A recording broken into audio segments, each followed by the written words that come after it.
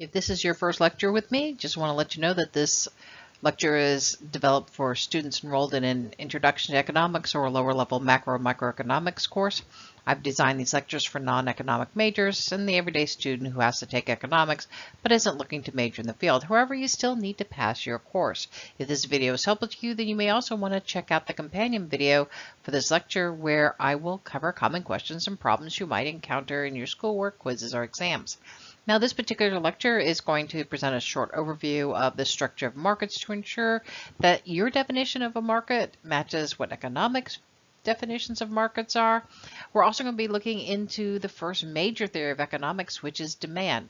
Now, I really consider this to be part one of a two-part lecture, with the second part being about supply.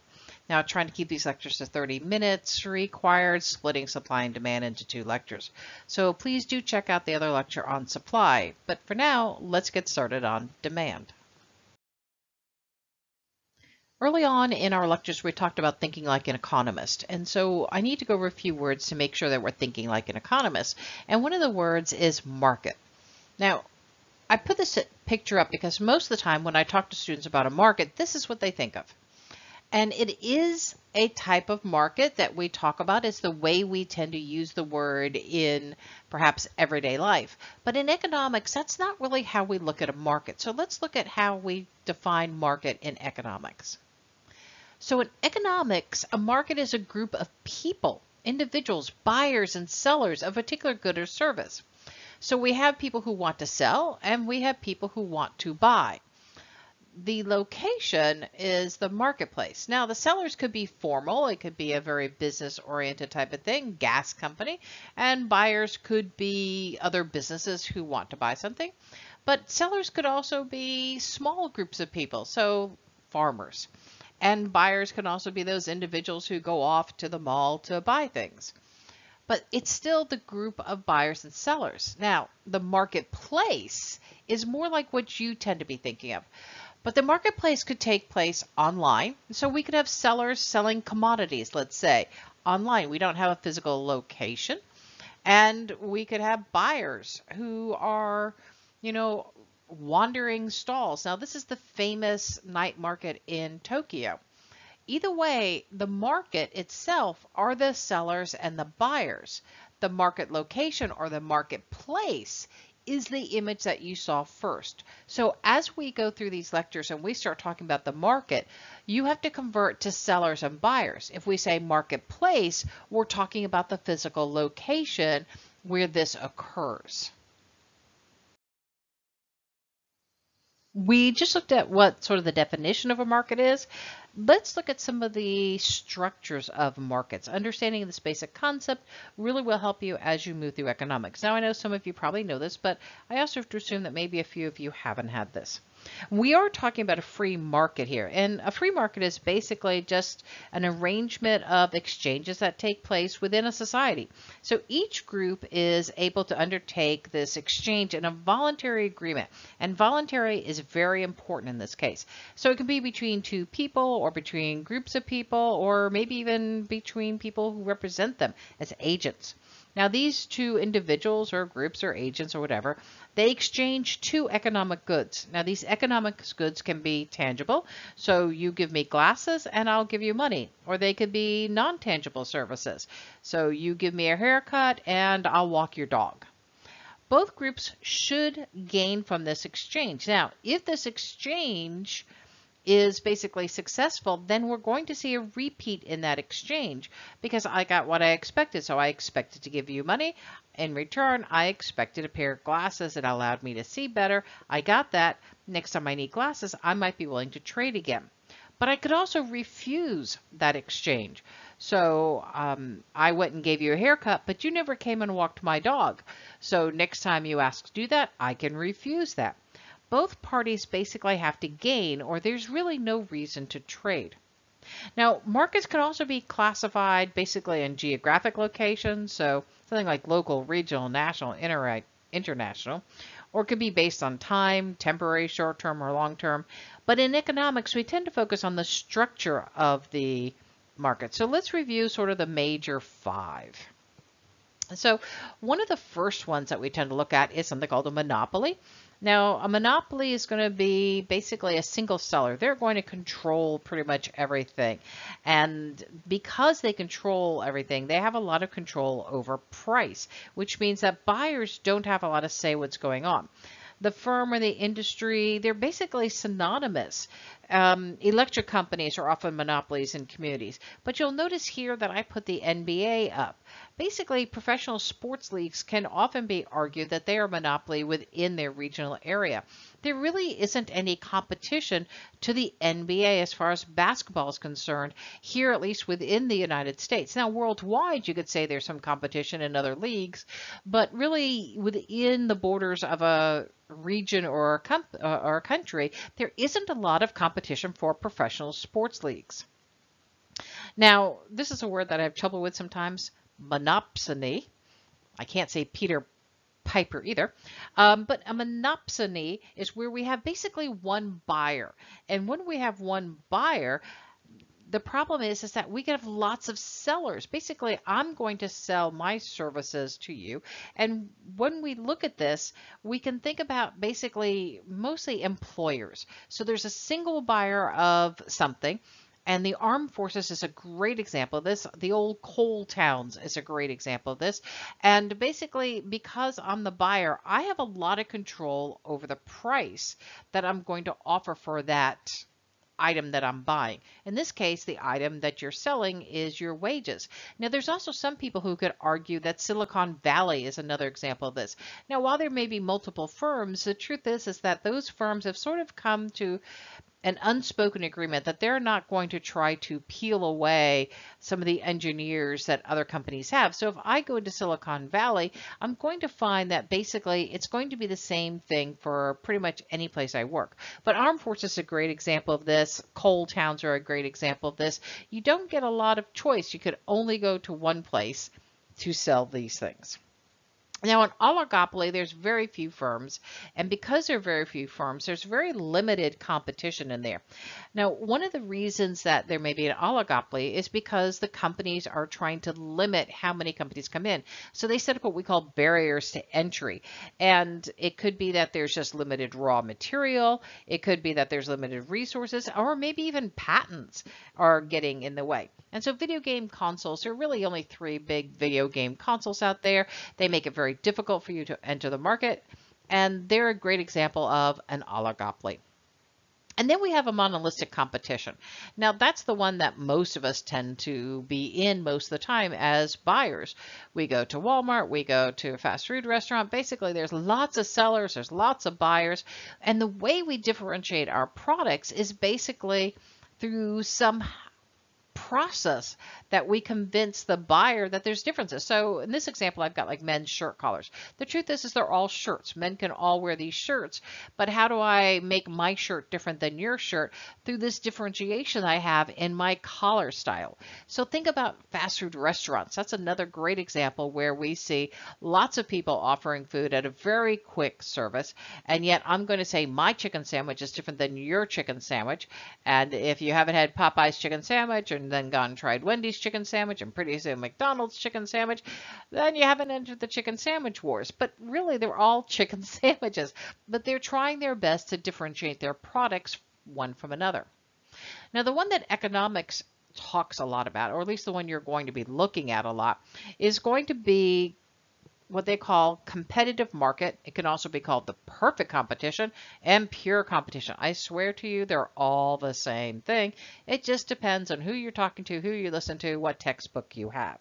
In this case, we have many sellers of basically selling exactly the same thing. Now, notice I use the word theoretical here because there really isn't too many perfect competitions out there. Generally, there's something a little bit different between them. But in this case, all the sellers are saying the same product, so their products are homogeneous. And I think of corn when I tend to think of this type of product. It really doesn't matter if you're here in the United States growing corn, if you're in India, if you're in Mexico, if you're in Vietnam. Corn is corn. The product is homogeneous, and it's really hard to say that there's really a differentiation in them. Now, the other thing is that the amount that the market, basically the sellers have, really can't influence prices. So that person over there in Iowa really can't influence the price of corn because basically if they try to influence the price of corn, the person over there in Nebraska is going to do something. So sellers just don't have a lot of power in this particular type of market. Also, that means that sellers are what we call price takers because they can't influence. So that's a word that you're going to hear a lot over the next couple of lessons, price takers. We also know that sellers can enter and leave the market pretty much at will. So if this farmer decides they don't want to grow corn one day, they can turn around, plow down the corn, and put something else in there. There's nothing stopping them from really entering the market. As long as I've got land and I've got seed, I can grow corn. I could grow corn in my backyard if I wanted to. I could buy dirt and grow corn. Unlike making a video console, I couldn't just suddenly decide I want to make new video consoles. It's going to be really hard for me to get the parts and to enter the market. Doesn't mean it can't be done, but those other companies are really going to try to keep me out. Or it's going to be really hard for a farmer in Nebraska to keep me here in Florida from growing corn. The other thing is that sellers' resources are, we say, perfectly exchangeable in this, meaning you can switch one out for another rather equally. That's where the theoretical part comes in, because if I was to suddenly decide to grow soybean, I probably couldn't theoretically just completely swap them out. But again, we do want to look at pure competitions because we have some markets that are pretty close to that. And, when we start talking about this particular item, there is this assumption that buyers have all the information that they might need about this. They know about the past, they know about the future, they know about prices. So again, a little bit theoretical, but competitive markets tend to be a great starting point for learning economics because the assumptions of a perfect competition simplifies these really complex markets that we really have in the world. They're also very easy situations to analyze, making it, again, a great place for beginning economics. Now, as you progress through your economic studies, more complex markets will be introduced. However, let's get started with perfect competitions to introduce you to concepts of supply and demand. And we're going to start with demand in this lesson. We start with demand because, well, basically demand is the behavior of buyers in the marketplace. And when we think of demand, it might be a little easier for us because it's something that we do on a daily basis when we go to the store. Think about this as in the concept of that, what are you willing to give up in order to get something? So you're going to a farmer's market. What are you willing to give up in order to get these products? So the quantity of demand has sort of two parts to it. It's the amount of goods that buyers are willing, but also able to purchase. Now, the able is an important part because if we look at this little picture here, I don't see any Teslas for sale. So I'm not able to purchase a Tesla.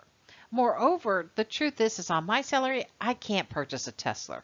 So I'm not going to be in part of the quantity of demand because I might demand and desire, you might want to say, a Tesla car, but not going to happen anytime soon. But this whole concept of demand leads us to a very important law of demand. Now, the law of demand is one you're going to have to get to know, and let's see how this plays out with our farmer here selling some of his products. Now, one thing you should notice is that right now he's selling his little items for $2 each, let's say. And at $2 each, the question is how much demand will he have? Well, he's got a little teenager comes along who's got a lot of money, and he's like, I'm hungry. I'll pay you $2 for some of those carrots and goodies you've got over there. And the farmer would be perfectly happy to sell him some for $2. But the farmer isn't getting very much business. So he says, I think what I'll do is I will lower my price to $1. And when he lowers his price to $1, the teenager stays around and says, well, hey, it's half price. I'm going to buy another one. And now we've got this gentleman heading home saying, hey, I'm going to make a fancy dinner tonight. I'd like some fresh vegetables too. I'm going to buy them for $1 because now they're within his budget. The farmer's like, well, this is great. I doubled my amount of people buying my product by cutting it in half. So I'm going to cut my price in half again. I'm going to sell it for 50 cents now. And the question comes is, well, how many people would like to buy my product at 50 cents? And then what he gets is he gets a couple over here coming, and he gets this woman coming home from work, and they all want to buy his product now. So what the law of demand basically says is that as the price of an item goes down, the quantity demanded will increase. But as the price of that item goes up, the quantity of that demand will go down. Now, this is assuming a perfect competition, which remember I said we're going to do because it makes it for the easiest type of analysis. Have this concept in your head because it will make life so much easier as we move through the concept of demand and the concept of supply. Now that you have a handle on the law of demand, let's start looking at this relationship between price and quantity. So we're going to use good old Brian, the first guy going out there to buy some stuff from our farmer. Now, what Brian has told us is depending on the price, this is the quantity of, let's just say, potatoes that he would buy each day. Now, this is called the demand schedule, and the demand schedule is always a table. From this demand schedule, we can make a demand curve. We're just going to use our pairs, we're going to plot it, and we've got a nice downward slope. The demand slope is always going to be a negative slope. That's because the law of demand said that as prices go up, quantity goes down, or as prices go down, quantity goes up. Basically, it's always the opposite of each other. And remember, when there's an opposite on the X and Y, so when there's an opposite on the X and Y in the direction they're going, the slope is going to be negative. Now, this is a nice little thing. We can look at this and we can learn a lot of information about Brian and what his habits are. And if he was basically the only person who was going to come by, I would know a lot. But the truth is that he's not the whole market. If you saw in the end, there were many people who were in our market. And we really want to understand about the market, not just about the individual. We need to understand the individual to get the market. So let's take a look at basically more of a market concept. So in this concept, we have Brian. He's not going away. He still wants potatoes. But remember that while Brian was buying potatoes, we also had the Smiths who came by. And we can start to now get an idea of what the market is, because the market's going to be Brian and the Smiths. Now we have Brian's data, and we've already know what Brian's curve looks like. But now we need to add in the Smiths, because they're going to have a different buying process, and they have a different curve. If we add Brian and the Smiths together, we're going to get the total market quantity demanded. Because remember, each one is going to be buying some. And we could then get the demand curve. So all we did is, if you'll notice, is that we added basically the two curves together to get the third curve. Now, what we did do is we added down here, not over here. Because the price isn't going to change. It's going to be the quantity demanded that changes. And you can see the same little, X's and pluses and equal signs over there. But there may be something else that you're noticing. You may have said, well, Brian's demand curve looks a lot different than it did before, and yet I didn't change the numbers. And so that's true. So let's take a look at Brian's original demand curve. So can you see what has changed between the two? Hopefully what you spotted was this line, the quantity demanded. Now notice that the key is now different. In the first one, the key only went out to 6. In the second one, the key goes out to 20. Well, why would it go out to 20 here? Because if we look at our total market basically is 20. Our largest is 17. And so what we want to do is make everybody on the same scale. If we had different scales, we may not see such dramatic differences in the lines. In fact, if you would originally look at this line, it would look like Brian's original group, basically this line, would look much steeper, you might want to say, than the Smiths. And actually, when we look at the two, they're not as different as we think. Their patterns are pretty much the same. So remember, you always want to be looking down at these items going up and down, your X and Y coordinates. What is the scale that they're using? And quite often it's really good for you to put everything in the same scale to understand the true impact of something. It would be nice if markets never change, but markets are going to change. Buyers change over time. Now, this is what we had in the last slide. We know where Brian is in the Smiths, but Brian has finished college and he's decided what he wants to do. He has decided he's going to become a chef and he's going to specialize in potato dishes, which means that he's probably going to want to increase the quantity of potatoes that he's buying. And there we see an increase in the quantity. Well, if there's going to be an increase in the quantity of the potatoes Brian is buying, there's also going to be an increase in the market quantity that's going to be demanded. And so when we see this increase in market quantity, what we're going to find is an absolute shift of our demand curve. Now this shift is going to the right, which means that there's an increase in demand. It seems rather natural. I'm going to buy more of items. We have more need basically out there. Now, unfortunately, at the same time as Brian is deciding to become this great potato master, the Smiths, well, their income has gone down. Because their income has gone down, they've decided to cut back on buying potatoes. It's one way that they can save money. But they've cut back so dramatically on buying potatoes that notice that the quantity that the market is now demanding has gone down. So we have another shift from the original line, and this time the shift is going to the left, and basically what we have is a decrease in demand. So we're always looking to see, is there an increase or a decrease in demand, and that then shifts the whole line to the left or to the right. Now notice I keep using the word shift. Why? Because we also have another way to sort of look at price. Let's say our farmer, the seller, comes back and he says, you know, I think I'll raise my price from 50 cents to $1.50. How does that affect what's there? Well, remember the white line is our current demand curve. The maroon line and the yellow line, they are what happened after the current demand curve. So our seller's on the current white line and he says, I'm going to raise my price from 50 cents to $1.50. Now notice this doesn't shift the curve left or right. It moves it up and down. In fact, it's moved it up. So one of the things that you have to remember is that if the seller changes the price, there is no shift. It's a movement up and down the curve.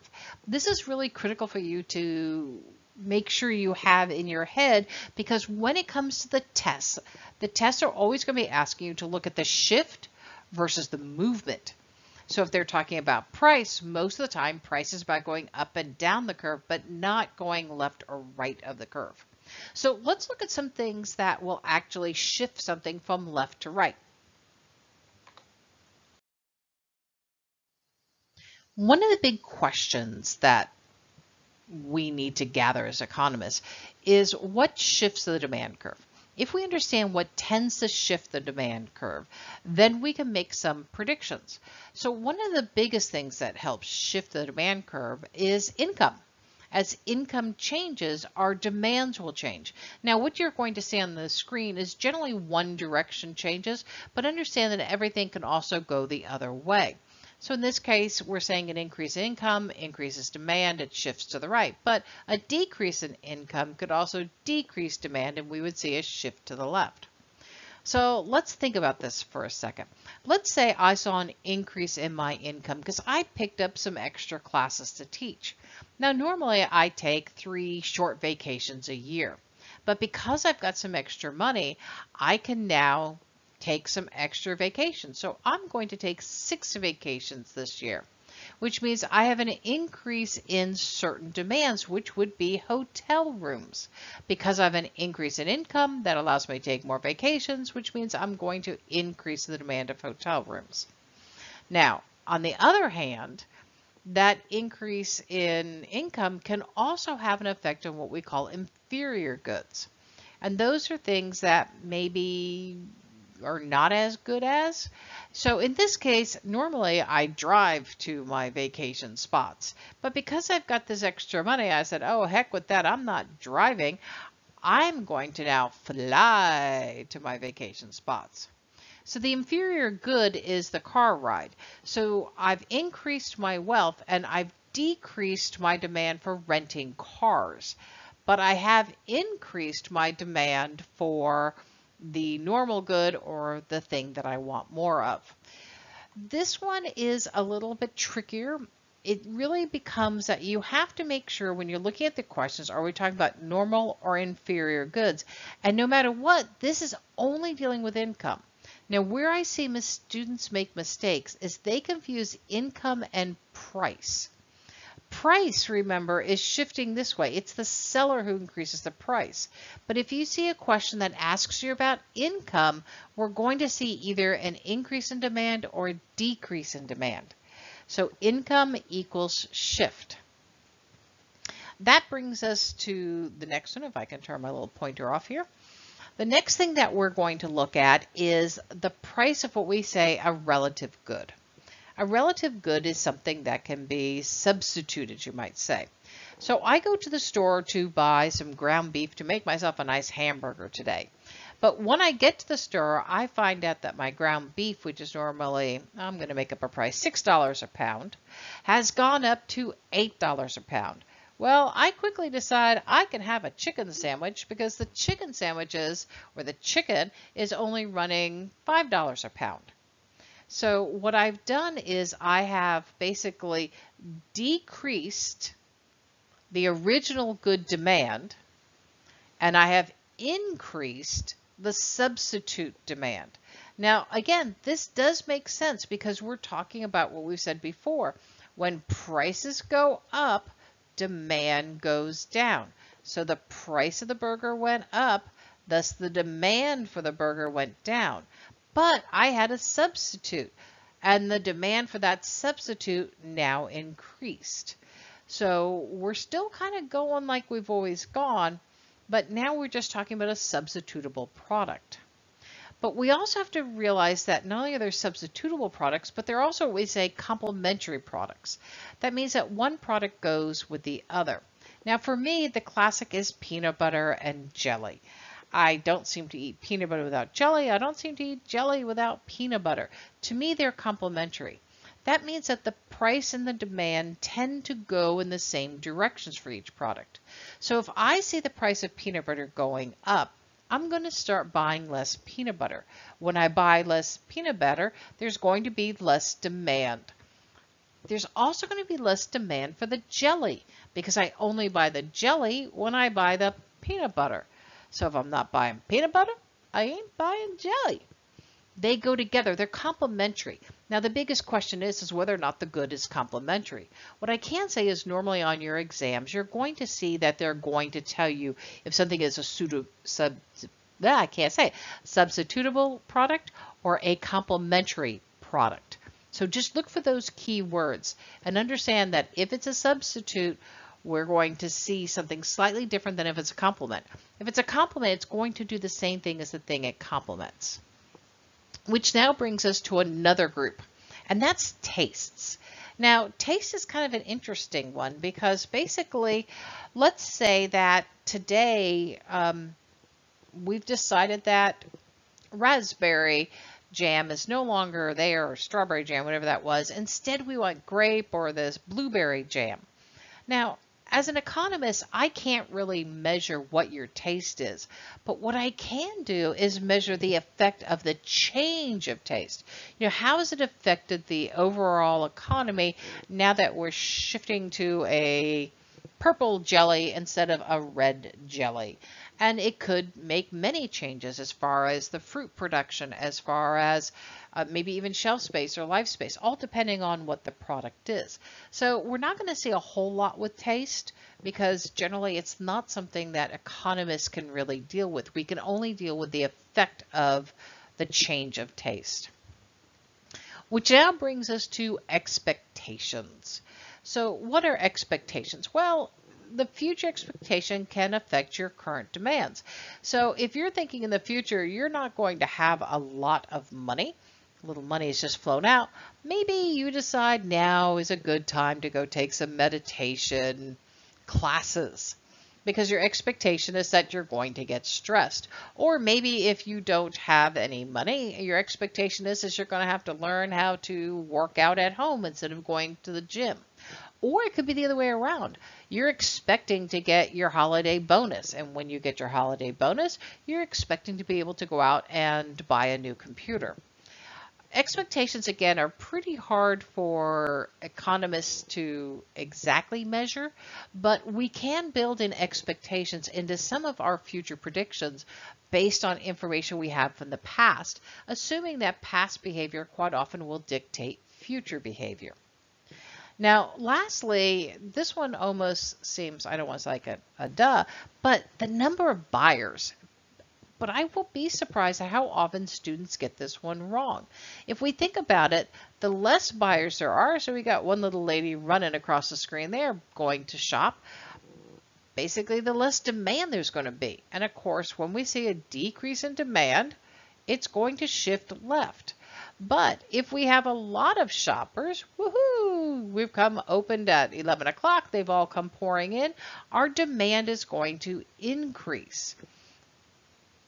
So these basic ones right here, income, price, taste, expectation, and number of buyers, are the basic things that are going to shift the demand curve. Now shift, remember, increasing or decreasing, going left or going right. It is not going up and down. That's not a shift, that's a change. The big ones to kind of really get in your head is a normal good and an inferior good, a substitutable good, and a complementary good. Those are not tricky as much as you've got to have a solid example in your head, one that makes sense to you. You also may want to have the exact opposite example. So if you have your normal good in your head, and so mine is vacations, I also have to have what the opposite of that would be. That really helps you out when you get to the test questions. And talking about questions, on the next slide, let's just try a few and see if you can take these concepts and now answer a few questions. Let's look at 3 questions about the material that we just did. See how well you actually understand or comprehend, and more importantly, how well you can use it, because in your test, it's all going to be about using it.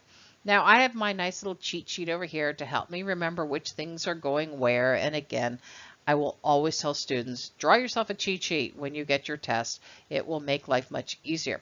The other thing is you always want to make sure you understand what's being asked. In this case, it's which one will not shift demand. So what it's asking you to find is which one of these 4 choices here will not either increase demand or will not decrease demand. Now, I hope you have got the right answer. Let's see if you did. Here comes the box. That is correct. The price of hamburgers. If you got that, congratulations. What we're really talking about here, if you didn't get it right, is basically these spots right here. Remember, when a seller is changing the price, they are simply adjusting the quantity that's going to be consumed. They're not adjusting demand. So price in this case is the seller, it's not the consumer, so this cannot be shifting demand. So let's take a look at some of the wrong answers and why those should not have been picked. First of all, a hot dog is going to be a substitute good for a hamburger. And if it's a substitute good, we learn that there's going to be a shift. The price of the hamburger bun. Well, a hamburger bun is a complementary item. If you eat a hamburger, you want a bun. It's like peanut butter and jelly. If there's a complementary good, it's going to shift. What about the income of the hamburger consumer? Now, this is usually a popular one that people pick. And your problem with this one, and it's not uncommon, is the word income. If we're seeing the word income, remember, income and price are not the same thing. And that's where sometimes people get a little mix up because there's just so much being asked of you. But income equals a shift change. Price is what goes up and down the curve. Income goes left and right. So let's see how you do on the next question. So which of the ones of these following will shift the demand curve for pizza to the right? So we're looking for something that will make us go this direction. So we're here right now. We want to go that way. This comes back to, again, let's looking at what each one is asking us to do. So I'm going to give you just a second, and then we'll bring the green box up and see how well you did. And here it comes. an increase in the price of hamburgers, which is a substitute for pizza. So why is this going to shift our demand? Well, let's kind of think about this. If I'm a college kid and I go to college and hamburgers are $2 normally and pizza is $2 normally, I am kind of on this normal curve, I'll buy whatever. But if I go in one day and I find out hamburgers have become $4, but the pizza is still $2, and I'm just as willing to eat pizza as I am hamburger, I'm going to go get more pizza because I can get 2 pieces of pizza that I could get for 1 hamburger. So I've increased my demand, I've doubled my demand for pizza because basically there's been this increase in the price of hamburgers, which is a substitutable item. So let's look at the wrong answers and why they're wrong, because I always think it's very important that you understand that. So an increase in the price of soda, but the thing is that the soda is a complementary product. So an increase in price is going to be a decrease in demand because they're going to move the same. Peanut butter and jelly is going to move the same. The departure of college students, well, less people, less demand. There's not going to be more demand because there's less people. There's going to be less demand because there's less people. And a decrease in the price of pizza, well, that's sort of like the one above. When we're talking about price, we're going up and down the curve. But when we're talking about income, we're going left and right. So price, remember, is up and down. So price was this blue one. So a change in price does not shift the curve. So let's look at our last one. If pasta is an inferior good, then the demand shift to the blank when blank rises. Well, I'm going to tell you right now, here's our keyword, rises, and the other keyword is inferior good. Now, why is rises so important? Well, because we know that our slopes are negative, and if there's a negative slope, then when one thing goes up, one thing has to go down. So the first thing we know is that there's got to be an opposite in here. And the other thing is that when we look at the choices that they have given us here, these choices right here, you should be able to eliminate 2 of them pretty fast because they have nothing to do with inferior goods. So here comes the right answer. Left, consumer income. Let's look at the 2 that instantly you should have been able to eliminate, and those are both the pasta ones. Why? Because inferior normal goods are all about income, and last time I looked, we weren't being paid in pasta. Maybe you are, but I'm not, and most people aren't. So we could have eliminated those pretty fast because the price of pasta has nothing to do with inferior goods. Then that left us basically the right and consumer income or the left and consumer income. But we already know that if consumer income is going up, then we need the other item to be going down. Well, okay, so consumer income goes up, then we would also have this going up. Well, that would be a shift to the right, but we know that that's not right because we know they've got to go in opposite directions. So that means is that if the price of consumer income is rising, because remember, we know rise, because they gave us rise, that means it's got to go in the opposite direction. And which arrow points that one? A decrease in demand, and that is to the left. So that's one of the hints on being able to work out a question like that. Well, I hope you found this lecture helpful. And if not, if you missed a lot of these, I would really recommend that you kind of back up a little bit, listen to the explanations again, and I hope that you continue on to either our complimentary or my complimentary video where I'm going to go through a lot of problems, and you also move on to the supply video. In the meanwhile, keep learning.